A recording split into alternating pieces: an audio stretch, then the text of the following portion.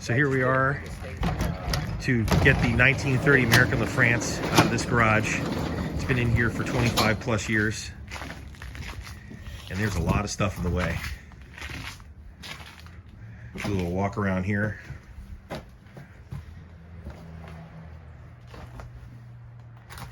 There's a lot of stuff to clear out.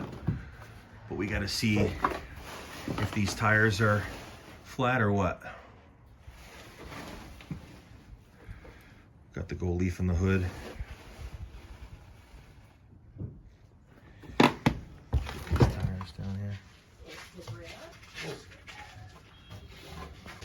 So I have a friend that does places from Polly, and Powder Mill Barn. Yeah. That's hardcore. Yeah, no kidding. Small world.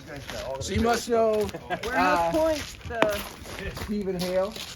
Yeah. Manchester. Yeah. Stevie real well. He used to shoot with us. Yeah, he's a great dude. I'm Frank Place 5, and I used to be in the color guard. Okay. Old and crabby. Yeah, I used to do SWAT on Sunday morning at the barn. Yeah. With the new floor. Now I'm doing it in Vernon. Probably better put this over here.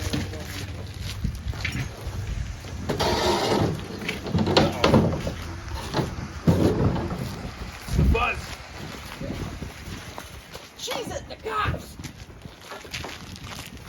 What are they? I don't know. This looks like a bit for it. I have no idea. No, it's my friends. Yeah. It's like, oh, yeah. I got a 39.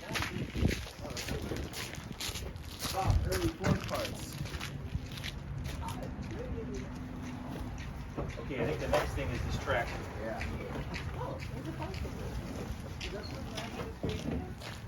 Probably. How you doing? Hey. Hey. How's it going? Good. Hey, bro. Good. Hi. If anybody wants that, they can have it. Free.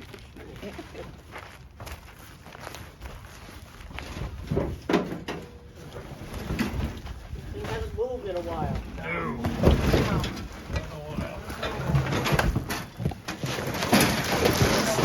Watch your step out here. Yeah. Hey, just light yourself up. Okay, all right.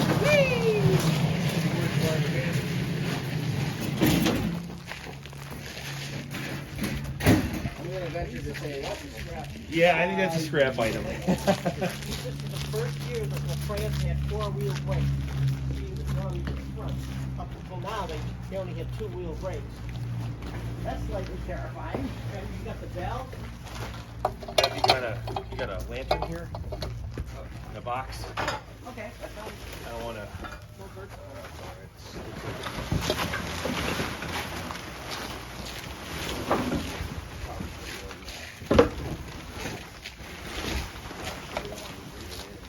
Yeah, but that's the gentleman I talked to at the museum. Oh, that's not going.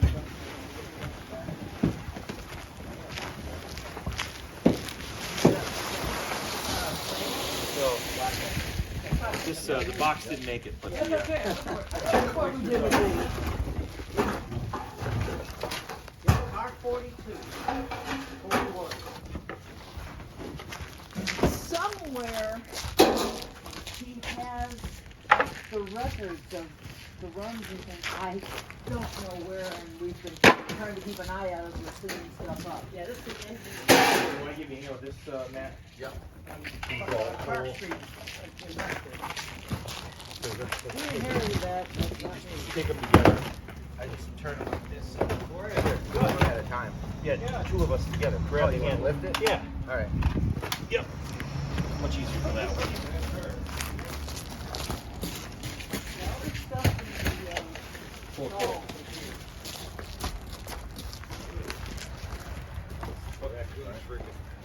Yeah, I know there's more of that. Raccoon crap.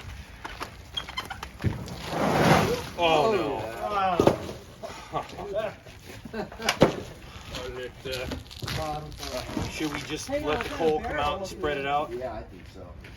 I think if we put it out there, it's gonna make it worse because it's gonna be outside. Do we have a push broom somewhere? I think they only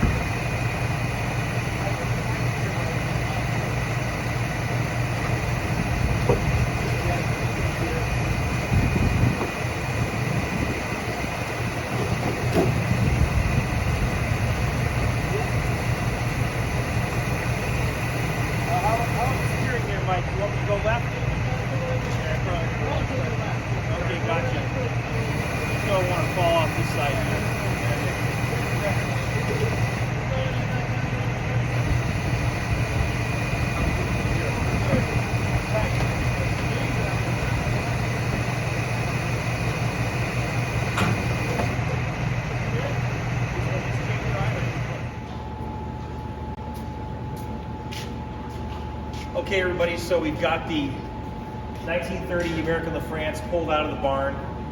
You saw the video, had the flatbed there, towed it out, and here it is in all its glory, all original.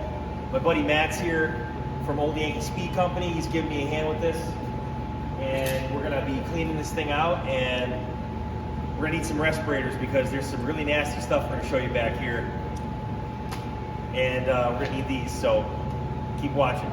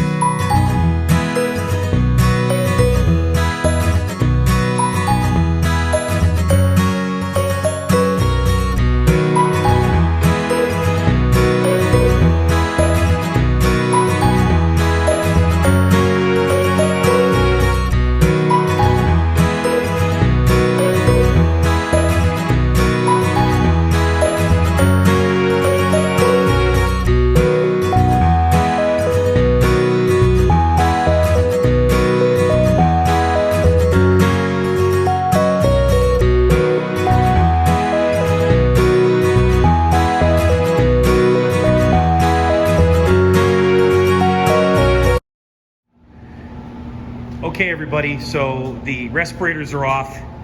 The back section of the truck here is completely cleaned out. And we also went around the truck here. I'm gonna bring you around the side. And you can see the gold leaf on this thing is all original. It's never been redone. Beautiful artwork on here. We're gonna preserve all this. And this truck is just like a time capsule. It's never been messed with. I got the battery cables cleaned up here, ready for battery in a little bit. And we're gonna see if this thing will crank over. Look at that dashboard, isn't that awesome? Just a really cool American LaFrance emblem made into the dashboard. It's just really, really neat. And we got everything cleaned out on the floor here. This was all filled with raccoon poop here everywhere. It was nasty. All the way along this running board was all filled. It's all gone. And here's the power plant here. The American LaFrance T-head engine. This thing's in great shape. Everything's untouched. It looks like it just was stopped, shut off, and that was it. And the engine does turn. So we verified that it turns over nicely like it should. It's got oil. That nice front end there. Really sharp looking. Tires are decent for moving it around now. They actually are holding air, which is amazing. There is one tire, the back right tire is got a giant rip in it, so it's garbage, but it is American LaFrance emblem. Car 41, that was Hartford's designation for this truck, so when it went in for maintenance, that's what the number would be here. And all the fire engines had this tag on them here on the radiator from Hartford. Come around here, we're oiling up the valves and getting ready to crank this thing over. This was engine 8 out of Hartford, car 41 engine 8. A really cool looking truck going down the road. We got a couple pictures we might throw in the video here so you can see it as it was going down the road on the wrecker. Farmington Motorsports hooked us up with a ride back from the barn where we got this. It was awesome, thank you to them. And we got a little more work to do, but hopefully we should have this baby running here pretty soon.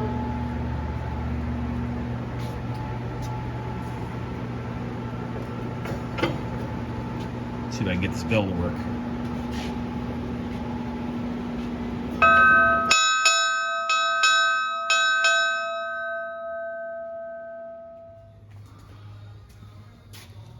Okay, so we cleaned off all the stuff in this truck. I threw a battery in it. I made sure that the hand crank, I moved the hand crank and the engine turned over by hand. So let's see what happens with the starter motor here.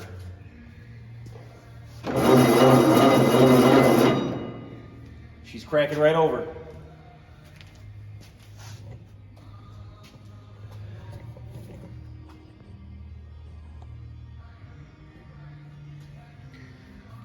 So you can see right down in here the starter motor gear, the Bendix and the starter there. I had to lube it up a little bit and it's cranking over now.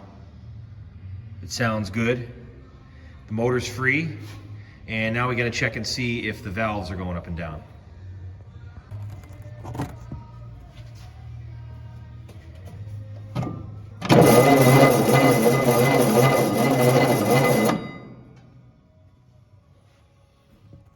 Looks like everything's working.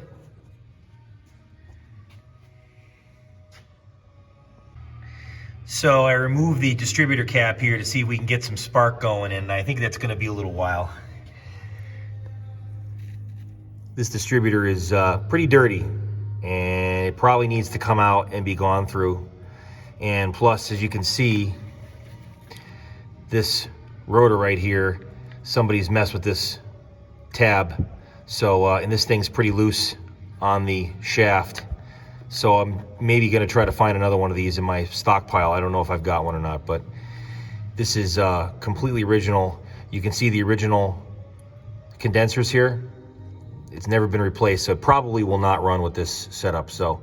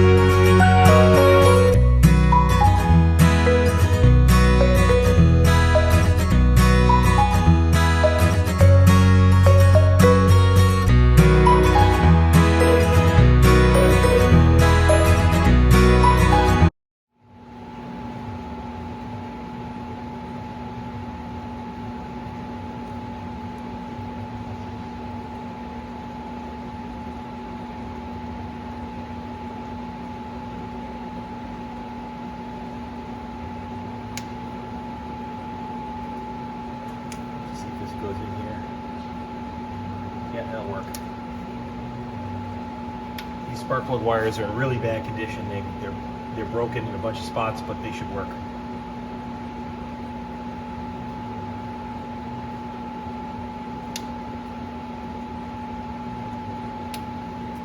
All right, let's see what happens. See if we got a heartbeat here.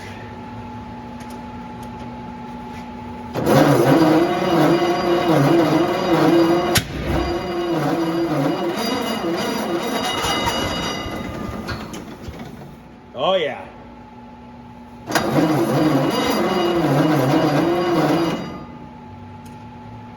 She kicked over. Look at that.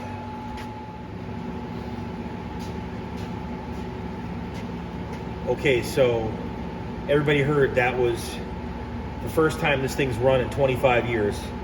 I'm amazed. I cleaned the points on the distributor and I got some spark. I put some starter fluid, a little bit of gasoline in the cylinders, and it fired right off. I'm blown away. So the next step is going to be clean more spark plugs. I got to do the third and final set. This engine has 18 spark plugs, so 3 per cylinder. It's an inline 6. One set of spark plugs runs off the magneto, and the other 2 sets of spark plugs run off of the distributor. I'm going to show you that right now.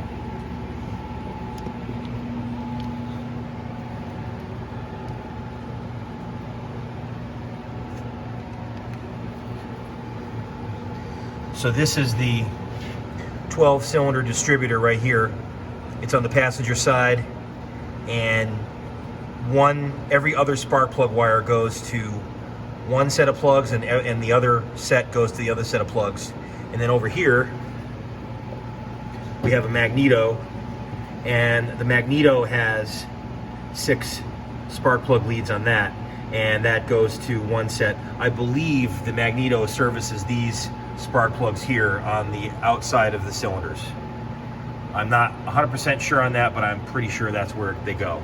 So the next step is going to be to open up this spark plug trough up here, and we've got to open that up and remove these spark plug wires and replace them one at a time, because they are really, really bad. You can see right here, they're just like broken, and you know, there's going to be a loss of electrical there all over the place. So, but the engine does run, and I think this thing has had almost nothing done to it since 1930. It's amazing. Original coils up here, and you can just see the wiring going along here, the conduit. It's just a time capsule. It's amazing. There's a couple of modern wires here, but that was added on later to make it work. But the belt's even original on this, probably. If it's not, it's really, really old. But it kicked over, and we're gonna see what happens next. Let's fix something else.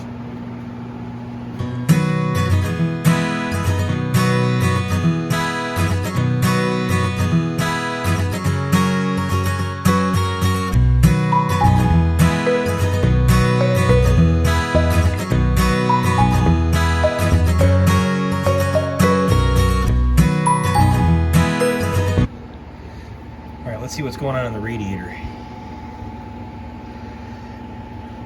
Not a whole heck of a lot. Looks pretty empty. Throw the vacuum cleaner in there real quick. Looks like there's some dust and dirt in there.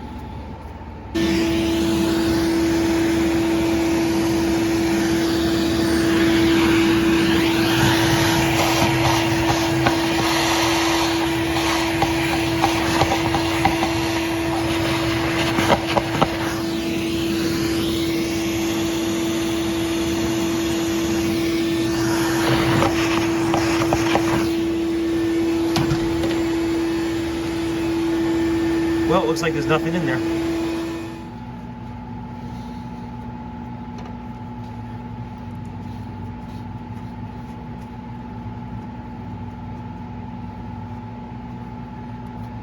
Yeah, this thing has early grease fittings on it. This grease fitting here is a tapered grease fitting, and it's a real pain to use. They got rid of these for a reason. They're easy in one way to use, but then they're a real pain in others. And this style here is a regular Zerk fitting that you can put a grease gun on. I'll show you the difference on how how difficult and how easy it is. We got the lock and lube. We got the lock and lube grease gun here. This is a regular Zerk fitting. It locks on. Oh. Thought I had it on there. Oh, this is not, wait a minute. Oh, this isn't a regular grease fitting either. This is one of the straight ones. So this is why it's a pain. So you gotta hold this thing on here and hold this grease gun to grease this thing, or else it leaks out. Not a very good idea. That's why they came out with regular Zerk fittings. It holds the grease gun on there.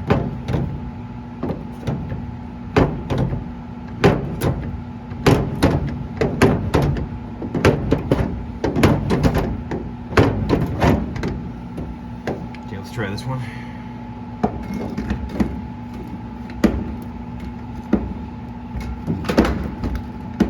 Yeah, see the grease just comes right out. This is a terrible design. Just makes a mess everywhere. I'm gonna fix this right now.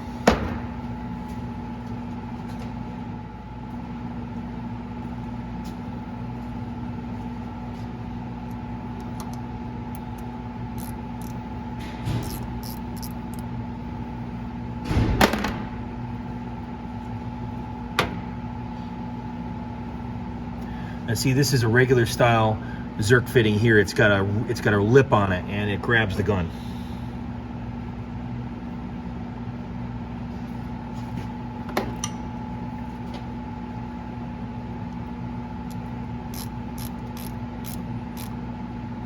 Here we go. Now let's see how this works. Yeah, that's on there. I can't pull that off.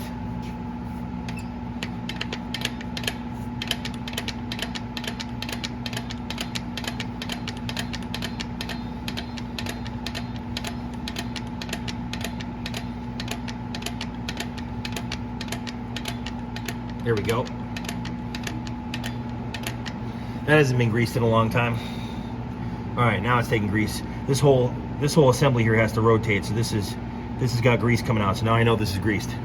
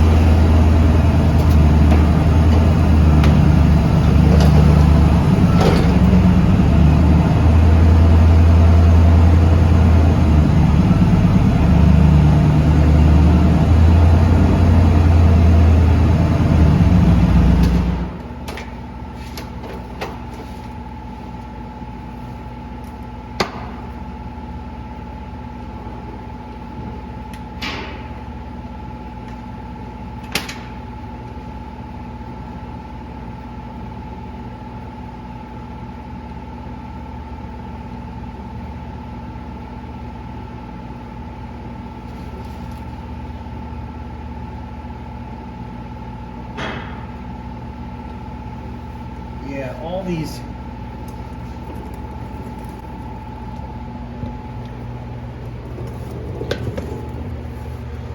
grease fittings are these tapered style grease fittings on this whole thing, and I can't stand those things. You can't grease the truck. I know they're original, but I'm gonna get rid of them. You know, this is an original truck. We're going for, you know, patina kind of restoration here, just cleaning it up and keeping the paint that's here in good shape and sealing it. And to have, if I don't have the right style grease fittings, that's so be it. there's no way to get grease into the kingpin on the front end of a truck like this with these old style grease fittings, the tapered style.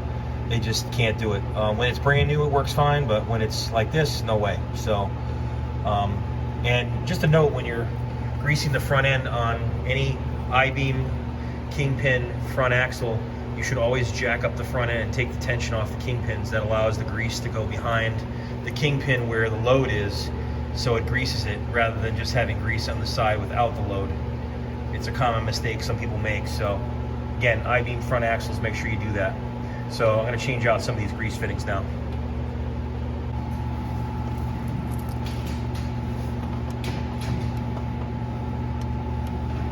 Oh geez, this one was already loose. This grease fitting was already loose.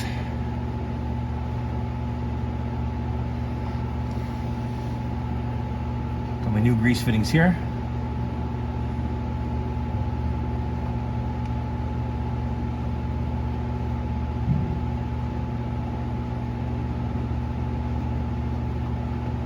Well, you know, this gives me an opportunity to talk about a new tool here.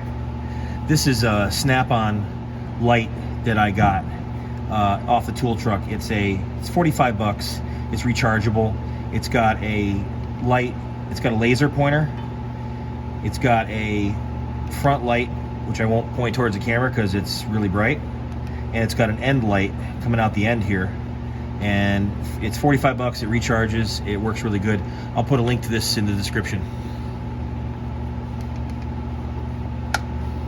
Oh, and it's got a magnet on the back of it too, so you can set it on something like that. It's a Timken front end. You can see Timken. So all these parts, kingpins and everything, are pretty available if needed, but I don't need them here. That won't quite fit in there.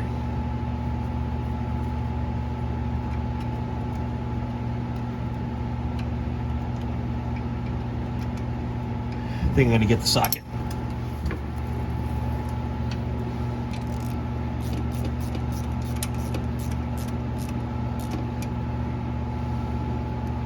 Yeah, it's a lot easier.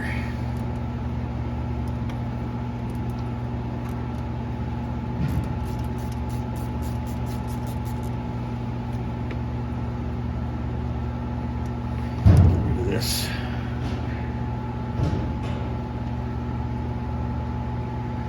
Looks pretty dry. It hasn't been greased in a long time.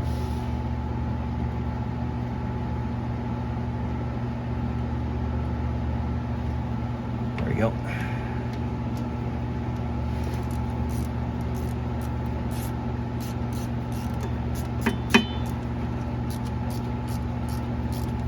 All right, let's see if this thing takes some grease.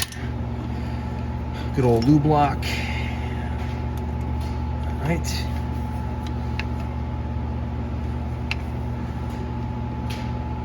Ooh, man, that's hard. Oh, man. It's not taking grease very well. Release the pressure. Try this top one here. Oh, this one's taking it. Oh, there it comes out the top.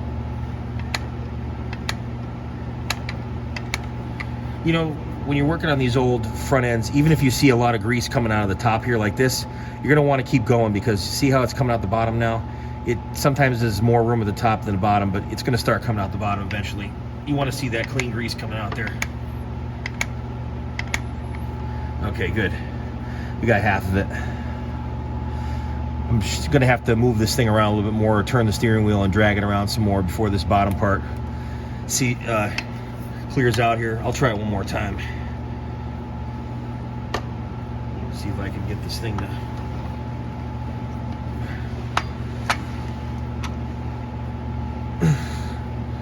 I'm sort of taking it.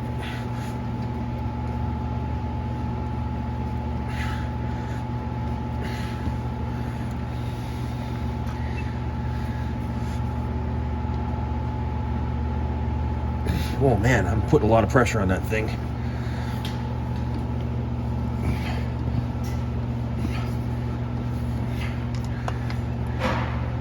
Wow, I think it's overloading the lube block here.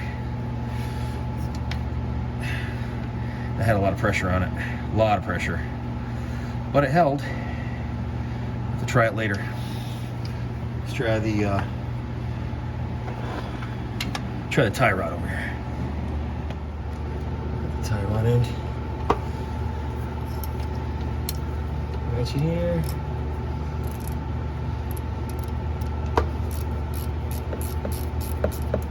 Rid of this tapered thing.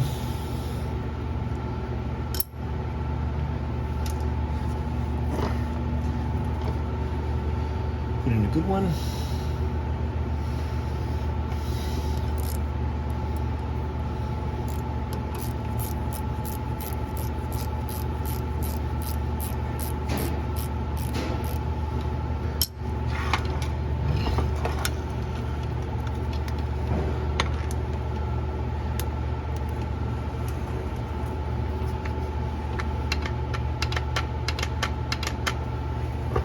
See, that's 5 pumps. There we go. Got grease coming out. Cool. Now off to the other side.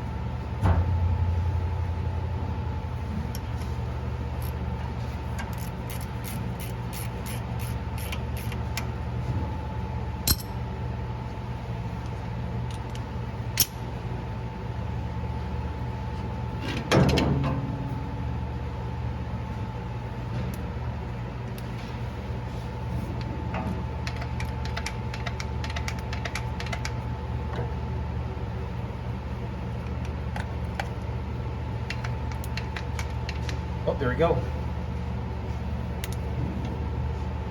Okay.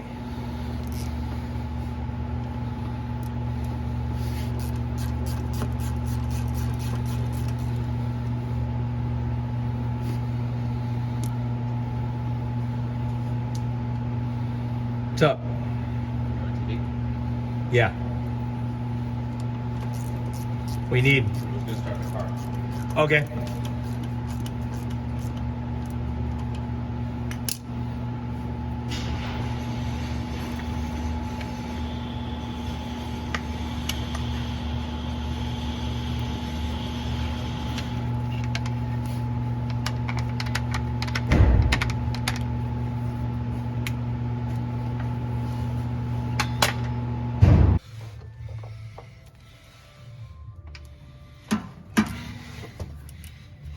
Almost can't even see the grease fittings on this one. There's so much dirt. These kingpins haven't been greased in a long time. This tie rod end up above here, that has been greased. Not that orange grease there, but I could tell it was greased back in the day, not too long ago. But they probably couldn't get any grease into these, so they said forget it.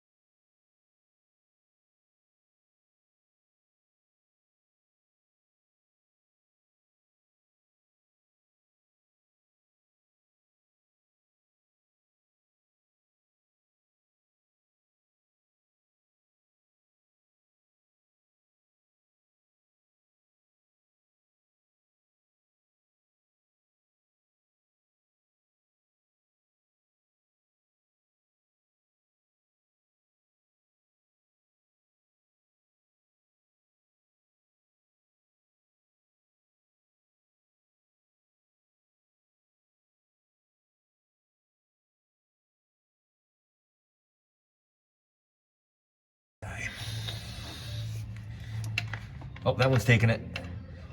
Lots coming out the bottom there. Okay, cool. All right, well, we got something.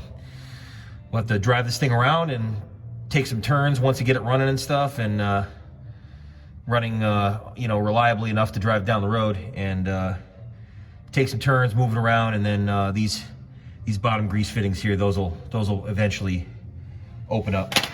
Put some heat on them maybe, and do that too. That's another trick. You take a torch and heat up your kingpin. This one's kind of buried in there a little bit. It's kind of tough to get to, but you can heat up that kingpin, and that'll sometimes release the grease into the kingpin as well. So another little trick.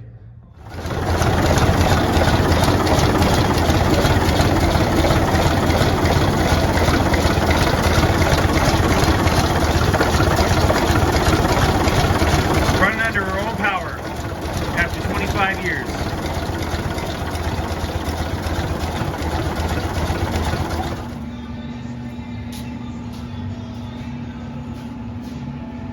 All right, everybody, so the Hartford Engine 8 project is coming along really well. We're gonna do a second video. I'm so excited about this thing.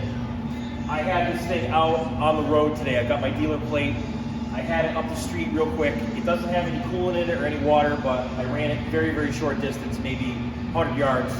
And it drives, it stops, the lights work, it's crazy. I don't understand how lucky I am, but this thing goes into all the gears.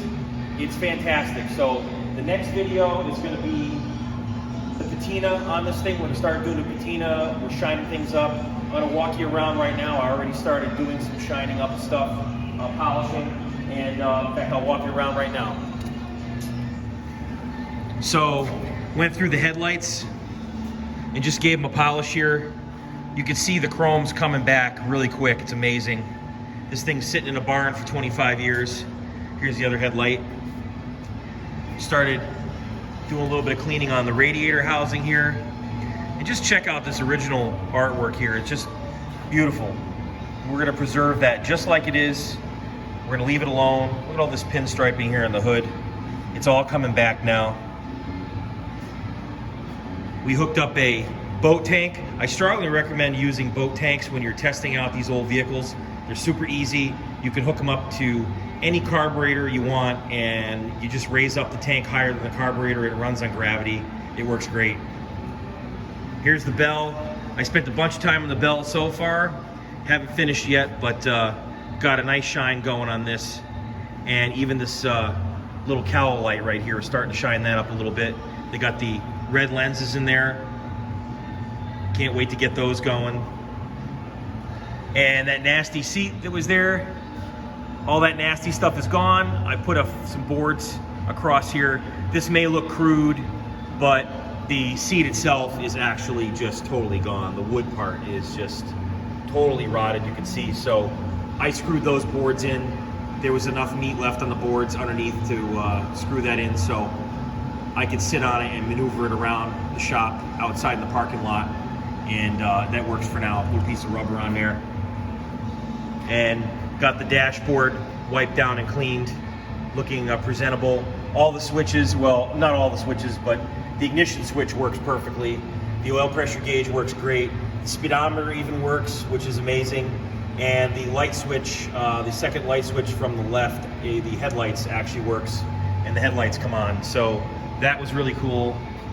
And that's about it. So stay tuned. And if you like this, subscribe to our YouTube channel. And always remember, keep that old iron running.